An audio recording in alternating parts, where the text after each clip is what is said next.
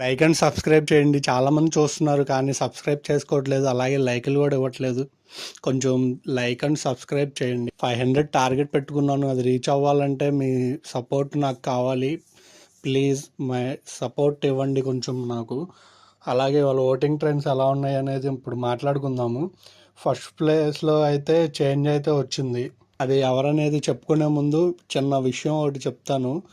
నిన్న ఎపిసోడ్లో వేస్తాడేమో అనుకున్నాను, వేయలేదు బిగ్ బాస్. లైవ్లో అయితే ఆ బిట్టు ఉంది. తనూజాని గౌతమ్ వచ్చినప్పుడు అడుగుతాడనమాట తనూజాని, నీ తర్వాత ఎవరు నీ కాంపిటేటర్ ఎవరవుతారని హౌస్లో అనుకుంటున్నావు అంటే ఆవిడ కళ్యాణ్ పడాల పేరు చెప్తుంది. చెప్పింది ఇటు ఓటింగ్ చూసినప్పుడు కరెక్ట్గా అదే టైంలో దాటాడు. అసలు అది చూసి వాటే కో ఇన్సిడెన్స్ అనుకున్నాను నేను. తర్వాత తర్వాత తనూజ తింటున్నప్పుడు కూడా వెళ్ళి చెప్తాడనమాట, థ్యాంక్స్ అంటే దేనికి అని అడుగుతుంది. నాకు కప్పి ఇచ్చినందుకు అంటాడు. ఇంకా ఈ ఓటింగ్ చూస్తే కూడా సేమ్ అలాగే ఉంది, కప్పు తనూజ ఇచ్చేసినట్టు.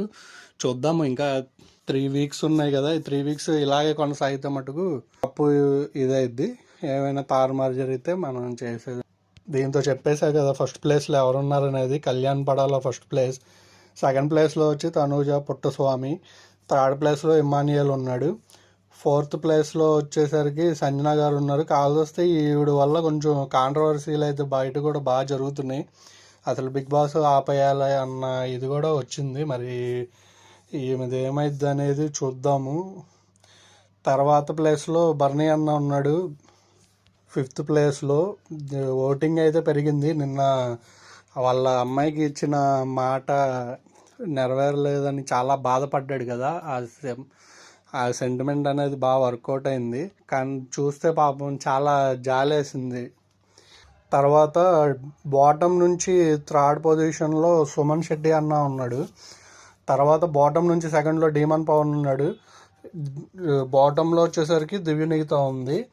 కానీ ఇక్కడ చెప్పేది ఏంటంటే, పై ఉన్న సంజన గారి నుంచి కింద ఈ 5 ప్లేస్లో ఎవరైతే ఉన్నారో వాళ్ళు డేంజర్ జోన్లో ఉన్నట్టే.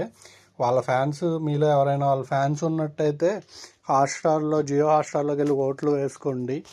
ఎందుకంటే ఏదైనా జరగచ్చు, ఎవరైనా వెళ్ళిపోవడానికి ఆస్కారం ఉంది. డబుల్ ఎలిమినేషన్ అని కూడా అంటున్నారు. పెడితే కనుక చాలా డేంజర్ అవుతుంది.